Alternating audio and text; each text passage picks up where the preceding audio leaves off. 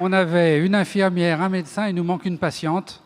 Et donc, Clara Fernandez est la patiente qui va témoigner maintenant de la réparation de son cœur, c'est cela?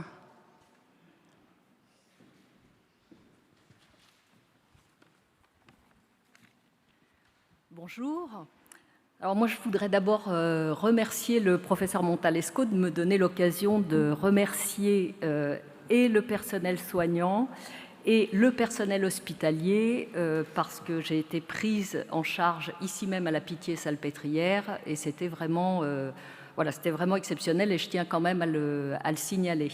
Il n'y a pas forcément toujours que des critiques. Alors pour faire vite, en novembre 2023, donc récemment, je suis victime pour la seconde fois d'un AVC, le précédent ayant eu lieu il y a à peu près 25 ans. Ces deux épisodes arrivent dans des contextes de stress très importants et également de tensions professionnelles. Alors sur le premier, je n'avais pas identifié de symptômes particuliers et je n'avais jamais, j'avais 35 ans, je n'avais jamais entendu parler d'AVC. Sur le second, j'ai des alertes minimes, une sorte de tangage, de perte d'équilibre et une fatigue. Je vois mon médecin traitant et je suis reçue non pas par mon médecin traitant, mais par un assistant ou en tout cas par son remplaçant. Et là, justement, il n'y a pas d'écoute. Et je suis donc renvoyée chez un ORL où il me dit c'est rien du tout, c'est juste un problème d'oreille interne, à mon avis. Donc, allez consulter un ORL. 1 mois et demi à peu près plus tard, je faisais un AVC. Donc, le premier, quand il arrive, c'est l'été, je suis en vacances, mais assez détendue, et c'est soudain.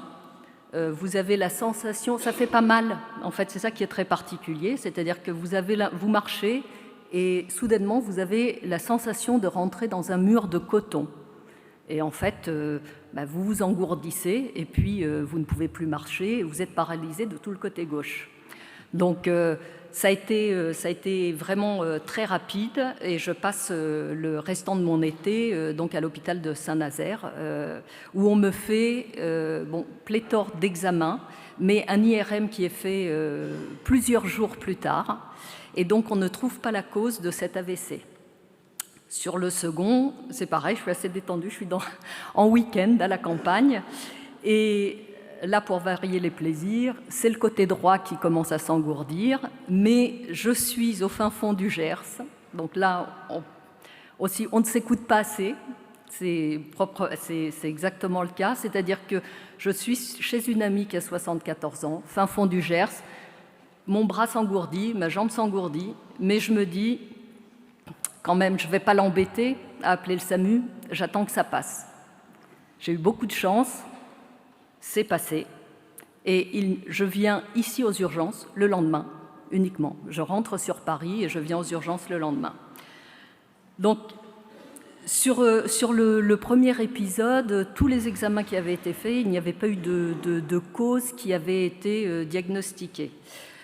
Sur le second, je suis donc prise en charge ici à la Pitié et on me fait des tas d'examens, notamment l'examen des bulles. Je ne sais pas si, pour ceux qui connaissent, on vous envoie des bulles d'air pour voir s'il y a une anomalie. On sait déjà ce qu'on cherche. Et donc là, effectivement, j'ai un FOP, qui est une anomalie congénitale assez courante. Voilà. Mais chez moi, ça permet à des caillots de passer directement dans le cerveau. Donc, je suis prise à ce moment-là en charge par le service de cardiologie, toujours ici à la Pitié. Et ensuite, tout va très vite. On me fait divers examens. Je suis reçue par le professeur Montalesco. On me fait, alors ça c'est pour les soignants, on me fait une échographie transœsophagienne. Je ne le souhaite à personne. C'est le truc le plus horrible que j'ai eu à gérer. Donc voilà, donc l'intervention est programmée et ça se fait très très rapidement ensuite parce que ça se passe en ambulatoire. Le professeur Montalesco m'explique ce qu'on va me faire. On va me mettre deux petits parapluies au niveau du trou qui est entre mes oreillettes, et les tissus du cœur vont venir cicatriser, et donc on espère qu'il n'y aura plus ce genre de problème. Donc voilà, donc là mon cœur est réparé. Et voilà, Carole Martinez a écrit, qui est une autrice de romans, a écrit un livre qui s'intitule Le cœur cousu, et donc ça peut s'adapter très bien à mon témoignage. Donc je suis repartie d'ici au mois de mars avec un cœur réparé. Et alors, juste pour terminer, je voudrais quand même vraiment remercier le personnel hospitalier et le personnel soignant, parce qu'on ne mesure jamais assez, quand on est en bonne santé, l'importance et l'efficacité de notre système de santé. Donc, et de son équité surtout.